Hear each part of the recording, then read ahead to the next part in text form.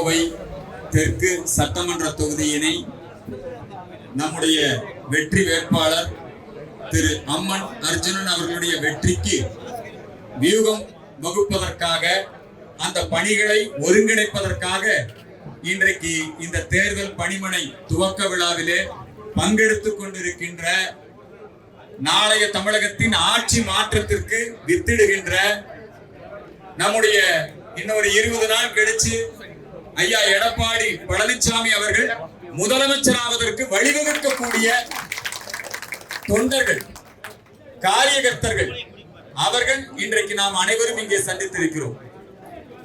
இன்றைக்கு இந்த கோவை தெற்கு சட்டமன்ற தொகுதி தமிழகம் முழுக்க எல்லோரும் எதிர்பார்த்து உற்று நோக்குகின்ற ஒரு தொகுதி.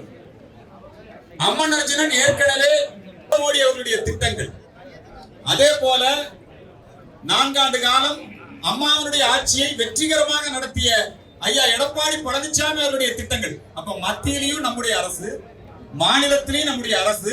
அதன் காரணமாக இந்த கோவை மாவட்டத்தினுடைய வளர்ச்சி நாயகன் திரு எஸ்பி இந்த நம்முடைய இந்த மாவட்டத்துக்கு தேவையான பல்வேறு விதமான நலத்திட்டங்கள், பாலங்களா இருக்கலாம், இந்த குளங்களை எல்லாம் அழகுபடுத்தக்கூடிய, இன்னைக்கு எல்லாரும் வாக்கிங் போற அளவுக்கு இருக்குது இந்த குளங்கள்.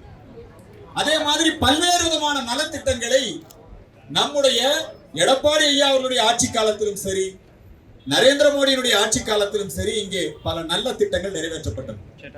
ஆனா விடியல் அரசை கொண்டு வர போகிறேன் என்று சொல்லி மக்களை ஏமாற்றி பொய்ய சொல்லி இடைக்காலத்துல 10 ஆண்டு காலம் நம்முடைய ஆட்சி இருந்தது. அம்மாவுடைய ஆட்சி ஒரு 5 ஆண்டு காலம், அதனை தொடர்ந்து அம்மாவுடைய மறைவுக்கு பிறகு நம்முடைய எடப்பாடி அவருடைய ஆட்சி. இந்த 10 ஆண்டு கால ஆட்சி ஒரு ஆன்டி இன்கம்பன்சி, மக்களுக்கு பொய்யான வாக்குறுதியை கொடுத்து ஏமாற்றி, நகை கடன் ரத்து, கல்வி கடன் ரத்து, மக்களை ஏமாற்றி ஏதேனும் ஒரு வகையிலே அவர்கள் ஆட்சி பொறுப்புக்கு வந்தார்கள். அவர்கள் ஆட்சி பொறுப்புக்கு வந்ததிலிருந்தே இந்த கொங்கு மண்டலத்தின் மீது அவர்களுக்கு வெறுப்பு. ஏன் என்று சொன்னால், தமிழ்நாட்டில் எல்லா இடத்திலையும் ஜெயிச்சாலும் இந்த கொங்கு மண்டலம் என்பது எப்பொழுதும் இரட்டை இலையின் கோட்டையாக இருந்துகிட்டு, எப்படியாவது இதுக்குள்ள நுழையணும். முதலமைச்சர் அடிக்கொருக்கா வர்றாருன்னு சொல்றாரு. அதுக்கு நம்முடைய மாண்புமிகு சட்டமன்ற உறுப்பினர் அம்மன் அர்ஜுனன் மிக தெளிவாக சொல்றாரு. அவர் எதுக்காக வர்றாரு? கலெக்ஷன், கமிஷன், கரப்ஷனுக்காக தான் வர்றாரு. அதுக்கு வேற எதுக்காக வர்றாரு? நம்முடைய ஆட்சி காலத்திலே ஏறத்தாழ 300க்கும் மேற்பட்ட திட்டங்கள், அது அம்மா கிளினிக்கா இருக்கலாம், தாலிக்கு தங்கமா இருக்கலாம், அம்மா உணவகங்களா இருக்கலாம், இல்லைங்களா, பெண்களுக்கு ஸ்கூட்டர் திட்டமா இருக்கலாம், எல்லா திட்டத்தையுமே இந்த ஆட்சி விடியா ஆட்சி வந்த உடனே என்ன பண்ணாங்க? எல்லா திட்டங்களையும் நிறுத்திட்டாங்க. நம்முடைய ஆட்சி காலத்துல என்னென்ன திட்டங்கள் எல்லாம் பணி முடித்து திறப்பு விழாவுக்கு தலைமையா தயாரா இருந்ததோ அதையெல்லாம் இவங்க ஸ்டிக்கர் ஒட்டி நாங்க தான் பண்ணணும் அப்படிங்கிற மாதிரி இங்கே அவர்கள் செய்து கொண்டிருந்தார்கள். எப்படியாவது இந்த கொங்கு மண்டலம் என்பது இன்றைக்கு அதிமுகவினுடைய கோட்டையாக இருக்கிறது. அதை உடைக்க வேண்டும் என்பதற்காகத்தான் அவங்க எல்லாரும் என்ன சொல்றாங்கன்னா, உள்ளாட்சி தேர்தலிலே நாங்கள் வென்று விட்டோம். உள்ளாட்சி தேர்தல்ல அவங்க ஜெயிக்கல, கொலுசு ஜெயிச்சது, இல்லைங்களா? யார் ஜெயிச்சாங்க? உள்ளாட்சி தேர்தல மக்களை ஏமாத்தி இதே மாதிரிதான் கரூர்ல இருந்து ஆட்களை கொண்டு இறக்கி இங்க ஜனநாயகத்தை கேலி கூத்தாக்கித்தான் அவங்க உள்ளாட்சி தேர்தலை யார் நடத்துறா? இந்த உள்ளாட்சி தேர்தலை ஜெயிச்சாங்க, ஏதாவது ஒரு நன்மை நடந்தா? ஒண்ணு இல்ல. நம்ம தூய்மை பணியாளருடைய பிரச்சனையை தீர்க்க முடிஞ்சதா அவங்களால? இங்க மட்டும் இல்ல, சென்னையிலும் சரி, இங்கேயும் சரி, எந்த இடத்திலையுமே ஒரு நல்ல திட்டங்களை கூட அவர்கள் செய்யவில்லை. பழிவாங்கும் மனப்பான்மையோடு தான் அவர்கள் தொடர்ந்து செயல்பட்டுக் கொண்டிருக்கிறார்கள். அவங்க எப்படியாவது பண பலத்தை பயன்படுத்தி, ஆட்சி அதிகார பலத்தை பயன்படுத்தி இந்த கோவை தெற்கு தொகுதியை கைப்பற்ற வேண்டும் அப்படிங்கிற எண்ணத்தோடு தான் இன்றைக்கு நம்முடைய இந்த ஊழல் பெருச்சாலி செந்தில் பாலாஜியை கொண்டு இங்க நிறுத்தியிருக்காங்க. அவர் இங்க இருக்கிற திமுக காரன்னு நம்பல. இந்த கோயம்புத்தூருக்கு திமுக ஒரு பெரிய வரலாறு உண்டு. கோயம்புத்தூர்ல தான் இங்கே எவ்வளவு பெரிய ஆளு, மூர் ராமநாதர், ராஜமாணிக்கம் எல்லாம் அண்ணாதுரை ஐயா அவர்களுடைய காலத்துல இருந்து இருக்கக்கூடியவங்க எல்லாம் இங்க காரோட்டி கண்ணப்பண்ண பேர் இல்லைங்களா? இந்த கோயம்புத்தூர்ல இருக்கக்கூடிய பொங்கலூர் பழனிசாமி எத்தனையோ பேர் இருக்காங்க. அவங்களுக்கெல்லாம் ஒரு முக்கியத்துவம் கொடுக்கல. இன்னைக்கு அம்மன் அர்ஜுனனோ அல்லது அண்ணன் ஜெயராமன் அவர்களோ இந்த திமுகவை தோக்கடிக்கணும்னு வேகமா யாரும் இல்ல. திமுகவை தோக்கடிக்கணும்னு இப்ப யார் வேகமா இருக்காங்கன்னா திமுக காரங்க ரொம்ப வேகமா இருக்காங்க. ஏன்னா அவங்கள நம்புற ஸ்டாலின், எல்லா பொறுப்பும் யார்கிட்ட ஒப்படைச்சிட்டாரு? செந்தில் பாலாஜிட்ட ஒப்படைச்சிட்டாரு. செந்தில் பாலாஜியை போலீஸ் பிடிச்சிட்டு போயிருச்சு லஞ்ச ஊழல் பண்ணதா. அவர் ஜெயிலுக்கு போன உடனே என்ன பண்ணாங்க? அவங்க குடும்பத்தை சார்ந்த மருமக யாராவது என்னைக்காவது கருணாநிதி கைது செய்யப்பட்ட போது ஸ்டாலின் எங்க இருந்தாருன்னே தெரியல. ஆனா இந்த செந்தில் பாலாஜி கைது செய்யப்பட்ட போது பாத்தீங்கன்னா இரவோடு இரவா எல்லாம் போய் என்ன காரணம்னா அந்த அளவுக்கு இவர் கொடுக்கிறார், அந்த அளவுக்கு இவர் கொடுக்கிறார். அதனால இந்த செந்தில் பாலாஜியை வைத்து எப்படியாவது வென்று விடலாம் அப்படின்னு நினைக்கிறாங்க. போன முறை நம்முடைய தெற்கு தொகுதி வேட்பாளர்கள் குறிப்பாக பாரதிய ஜனதா கட்சி கூட்டணி கட்சி வானதி சீனிவாசன் அவர்கள் இங்கே வேட்பாளராக நின்றார்கள்.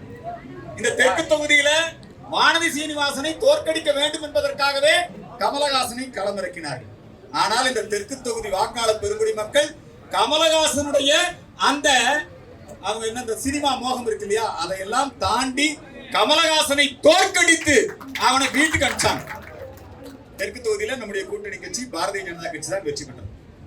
அந்த வெற்றி பெற்ற நம்முடைய அன்பு சகோதரி வானதி அவர்கள் பல நல்ல திட்டங்களை இந்த தெற்கு தொகுதியில் செஞ்சிருக்காங்க. எப்படி அம்மன் அர்ஜுன் அவர்கள் பல்வேறு நல்ல திட்டங்களை இங்கே நிறைவேற்றினார்களோ அதே மாதிரி வானதி அவர்களும் பல நல்ல திட்டங்கள், வாட்டர் ஏடிஎம்மா இருக்கலாம், குழந்தைகளுக்கு தாய்ப்பால் தரக்கூடிய திட்டமா இருக்கலாம், பல்வேறு அவங்க ஒரு தேசிய தலைவியாக இருக்கின்ற காரணத்தினால் பல நல திட்டங்களை இங்கே கொண்டு வந்தார்கள். பல்வேறு வேலைவாய்ப்பு திட்டங்களை இங்கே கொண்டு வந்தார்கள். இந்த தொகுதி மக்களுடைய பிரச்சனைக்காக குரல் கொடுத்தார்கள். சட்டமன்றத்துல நம்முடைய அம்மன் அர்ஜுனனோ அல்லது வானதி சீனிவாசனோ எந்திரிச்சு மக்கள் பிரச்சனையை பேசினா அவர் இருப்பாரு அப்பாவு இல்லைங்களா, அவருடனே உட்காருங்க, உங்களுக்கு நேரம் கிடையாது. அவங்க எப்பவுமே நம்முடைய கொங்கு மண்டலத்தின் மீது வெறுப்பாகத்தான் அவர்கள் இருந்தார்கள். இந்த மக்களுக்கு அவங்களுக்கு நம்ம ஒரு பாடம் புகட்ட வேண்டும்.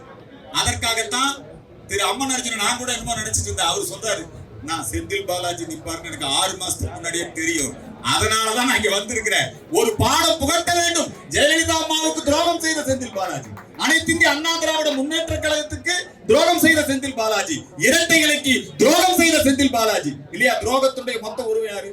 செந்தில் பாலாஜி. அவங்களுக்கு அதிமுகவுடைய தொண்டன் நம்முடைய அம்மன் அர்ஜுனன் சரியான பாடம் புகட்டுவார். அவர் பாடம் புகட்டுவார்ங்கிறது மட்டுமில்ல, பாடம் புகட்ட வேண்டிய ஆள் யாரு? நம்ம எல்லாம் சேர்ந்துனா என்னங்க கோயம்புத்தூர் மக்கள் என்ன முட்டாயும் நினைச்சிட்டாங்களா? எங்க இருந்து எங்க வந்து இல்லைங்களா வரலாம், இந்தியால எங்க வேணா யாரு வேணா தேர்தல் நிக்கலாம்.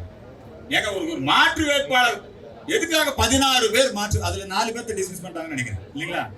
இத்தனை பேர்த்த மாற்று வேட்பாளர் அவர் தம்பி பாருங்க, இவ்வளவு நாள் போலீஸ் தேடும் போது அவர் கிடைக்கல, தலைமறைவா இருந்தவர். அவரு என்ன நினைச்சிட்டு இருக்காங்க? ஏதேனும் ஒரு வகையில நம்ம ஜாமீன் கிடைக்கிறது அது எப்படி? இவங்க வந்துங்க ஏதாவது ஒரு கலவரத்தை பண்ணி ஜெயிச்சிடலாம், ஜாதி மத பிரச்சனையை உருவாக்கி ஜெயிச்சிடலாம், அல்லது மக்களுக்கு பணத்தை கொடுத்து ஜெயிச்சிடலாம். இந்த மாதிரி நினைக்கிறாங்க. அவர்களுக்கு ஒரு முற்றுப்புள்ளி வைக்க வேண்டும். இந்த பகுதி எப்பொழுதும் இரட்டை இலையின் கோட்டை என்பதை நிரூபிக்க வேண்டும் என்பதற்காகத்தான் இந்த பணிமனை திறப்புடாவிலே நாம் எல்லோரும் பங்கெடுத்துக் கொண்டிருக்கிறோம். கூட்டணி கட்சி எல்லாருமே நம்ம கூட கூட்டணியில் இருக்கிறவங்க எல்லாமே ரொம்ப நல்லவங்க புரியுதுங்களா. பாட்டாளி மக்கள் கட்சி ஐயா அன்புமணி அவர்களுடைய அந்த பாட்டாளி மக்கள் கட்சியுடைய, அதே மாதிரி நம்ம அடுத்தது ஐயா ஜி.கே. வாசன் இல்லைங்களா, அவர் எல்லோராலும் நேசிக்கப்படக்கூடிய ஒரு தலைவர் ஐயா ஜி.கே. வாசன். நம்முடைய அந்த தமிழ் மாநில காங்கிரஸ் கட்சியினுடைய அந்த பொறுப்பாளர் இங்கே வருகை தந்திருக்கிறாங்க. ஐயா ஏசி சண்முகம் அவர்கள் இன்னைக்கு பாரத பிரதமர் நரேந்திர மோடிக்கு மிகவும் நெருக்கமானவராக. ஏசி சண்முகம் அதெல்லாம் 2வது, அவர் எம்ஜிஆரின் தொண்டர் ஏசி சண்முகம் அவர்கள் இல்லைங்களா, அவருடைய அந்த கட்சியை சார்ந்து வந்திருக்காங்க. அதே மாதிரி அம்மா மக்கள் முன்னேற்ற கழகத்தினுடைய நம்முடைய டிடிவி தினகரன் அவர்கள் அவர்களுடைய கட்சியை சார்ந்த நம்முடைய அன்பு தம்பி அவர் இங்கே வருகை தந்திருக்கிறார். இப்படி எல்லா கூட்டணி கட்சி தலைவர்கள் நிர்வாகிகள் பொதுவா நம்முடைய தெற்கு தொகுதியில எல்லாருமே மாநிலம் தலைவர் புரட்சி தலைவர் அருமையண்ணன் இன்றைக்கு ஒரு பெரிய ரெவல்யூஷன் பண்ணிட்டு இருக்காரு. அருமையண்ணன் அர்ஜுன் சம்பத் அவர்களே, எங்களது சிங்கானூர் தொகுதியில ஏற்கனவே வெற்றி வாகி 1 லட்சம் ஓட்டுல ஜெயிச்சு ஏற்படிய எனக்கு தெரிஞ்ச அளவுக்கு அவருக்கு எதிரியே இல்லை. அவர் காத்துல போய் ஓட்டு கேட்டிருக்காரு. அப்படியே வெற்றி வீரர், என்றைக்குமே நிரந்தர சட்டமன்ற உறுப்பினர் புரட்சி தலைவி அம்மா அவர்களால் கண்டெடுக்கப்பட்ட சட்டமன்ற கே.ஆர். ஜெயராம் அவர்களே, மரியாதைக்குரிய மாநில மாணவரணி செயலாளர் இளம் தலைவர் அருமையன் சிங்கேஜி ராமச்சந்திரன் அவர்களே,